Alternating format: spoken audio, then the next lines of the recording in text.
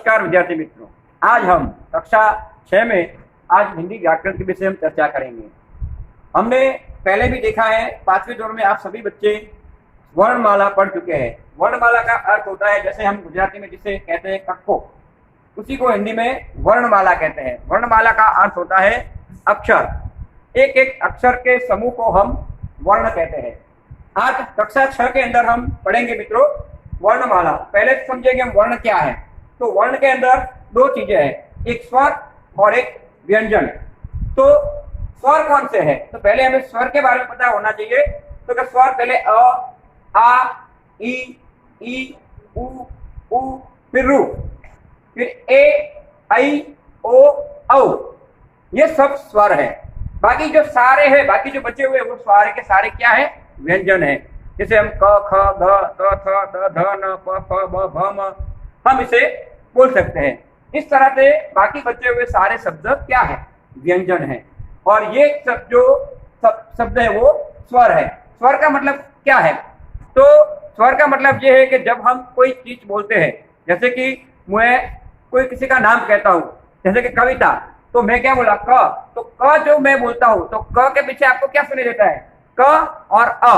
तो क के साथ अ जुड़ जाता है, तो क्या होता है? वह व्यंजन बन जाता है। लेकिन जब हम इस तरह से शब्द को बोलते हैं ऋषि, तो ऋषि में हमको री ही दिखाई देता है, बाकी और कोई शब्द सुनाई देता नहीं है। तो ये क्या हुआ? ये स्वर हो गया।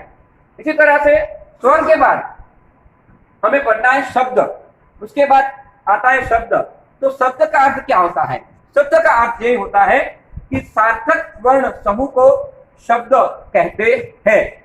हम अपनी भाषा में यदि उसे समझना है, हमारी भाषा में यदि उसे जानना है, यदि इसकी व्याख्या करनी है, तो व्याख्या के तौर पे मैंने यहाँ पे स्पष्ट लिखा हुआ है कि स्पष्ट अर्थ प्रकट करने वाले वर्ण को शब्द कहते हैं। मैं यहाँ से कोई भी शब्द उच्चारूं, मैं यहाँ से कोई शब्द बोलूं, मैं कहता हूँ पानी, तो आप सबको पानी एजुलाइक होगा, आप सब पानी देख सकते हैं कि आप इस पदार्थ को पानी कहते हैं। मैं इसे कहता हूँ ये ऐनक, चश्मा, तो ये चश्मा या ऐनक, तो ये इसका नाम है।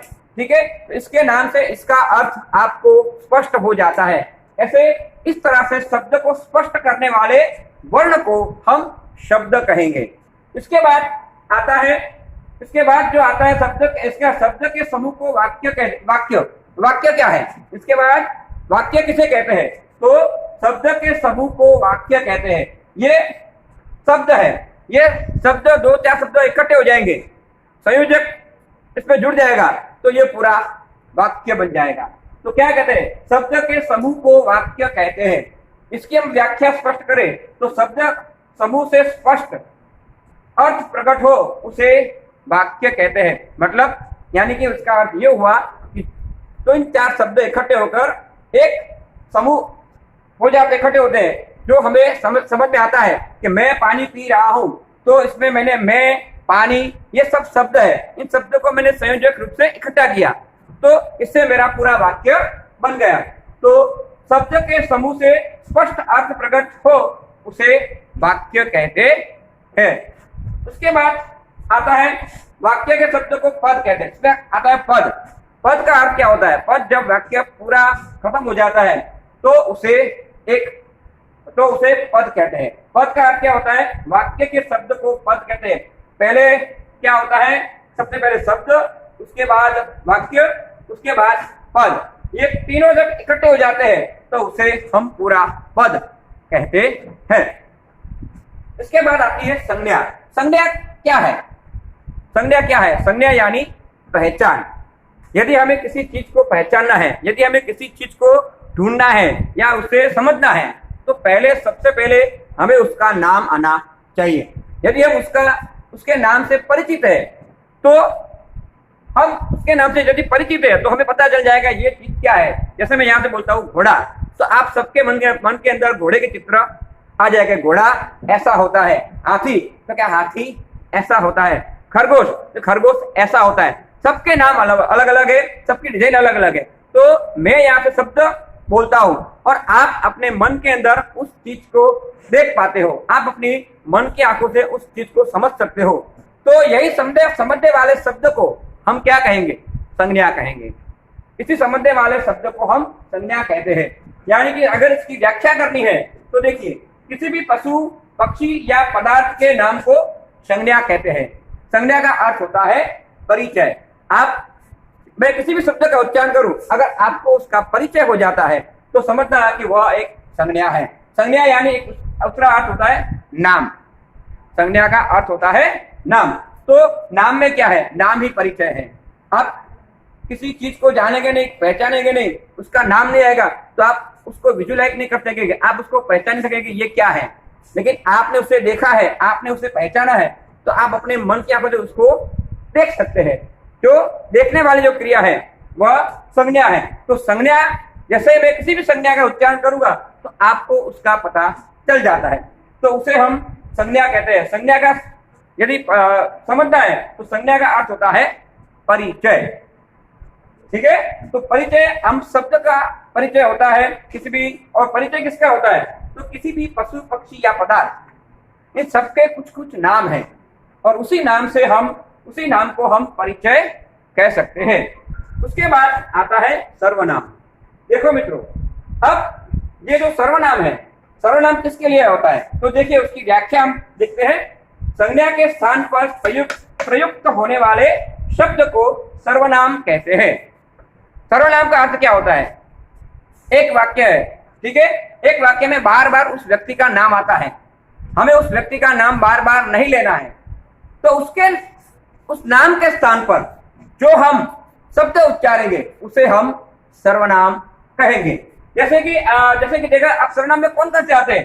तो कि वह, तो पहले मैं कहूंगा कि वह, वे, उसे, उसका, उन्हें, ये सारे संयोजक हैं जो सर्वनाम कहलाते हैं। सर्वनाम में वैसे तो बहुत सारे संज्ञा आती है, लेकिन मैंने यहाँ पर जो कुछ भी आपके समझ में आता है वही लिखा है। आप, हम, कुछ, मेरी, मैं, उसे, वह, तो, तुम, तुम्हारा, आपका, आपसे, आपको, तुम्हें, तुम्हारी, तेरे, मुझे, ये सब क्या है? ये सब सर्वनाम है।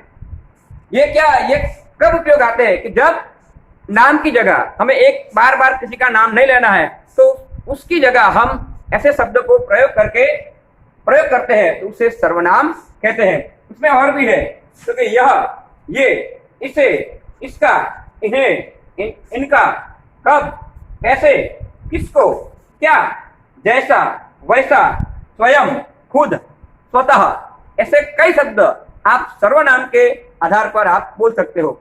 मित्रों, सर्वनाम आज हमने देखा वर्ण, शब्द, पद, वाक्य, संज्ञा और सर्वनाम। ये चारों एक दूसरे से जुड़े हुए हैं। ये चारों आपके समझ में आ जाते हैं तो आपको हिंदी में या गुजराती में या अंग्रेजी में कहीं पर भी आपको वाक्य रचना करनी है, आपको लिखना है, तो यदि ये चारों चीज आपकी समझ में आ जाती है तो आप उस वाक्य को लिख सकते हैं, आप उस वाक्य को समझ सकते हैं। आप इस वाक्य को समझ सकते हैं, इतना ही नहीं, आप इसके स्थान पर, आप सर्वनाम के स्थान पर आप अपना भी कुछ दे सकते हैं। तो व्याकरण में हमने जो आज देखा है स्वर, तो स्वर की मैंने पहले बात की है, तो स्वर, व्यंजन, ये सब हमें अभी पढ़ना है, अभी आपको उसको दिमाग में रखना है। क्योंकि यदि जैसे जैसे आप बड़े हो जाओगे, जैसे बड़े होंगे और आप आगे बढ़ोगे, तो इससे अलावा आपके और कई वाक्य रचना आएगी जो आपकी समझ में नहीं आने वाली है। तो उन सभी वाक्य रचनाओं को समझने के लिए आपको इन चारों बातों को समझना होगा। अगर आप इन चारों बातों को समझते हैं और चारों बातों को जानते हैं तो आगे चलकर आप किसी भी सब्जेक्ट में या किसी भी विषय में आपको कुछ भी लिखना है, आपको कुछ भी पढ़ना है या आपको कुछ भी आगे कुछ क्रिया करनी है, तो यदि ये चार शब्द आपके समझ में आ जाते हैं, ये चार मुहावरे आपके समझ में आ जाते हैं, ये मैंने आपको बोला वर्ण, शब्द, पद, वाक्य, संज्ञा और सर्वनाम, ये आपकी समझ में आ जाते हैं, तो आपके लिए किसी भी विषय में, अंग्रेजी में या किसी भी विषय में वाक्य रचना आपके लिए बहुत ही सरल हो जाएगी। तो मित्रों, आज के वीडियो में हम यही देखेंगे और आने वाले नेक्स्ट वीडियो में हम आपको इससे भी ज्यादा लिंक उसके बारे में आपको बताएंगे। तो अगले नेक्स्ट वीडियो में हम फिर से मिलेंगे। मित्रों, नमस्कार।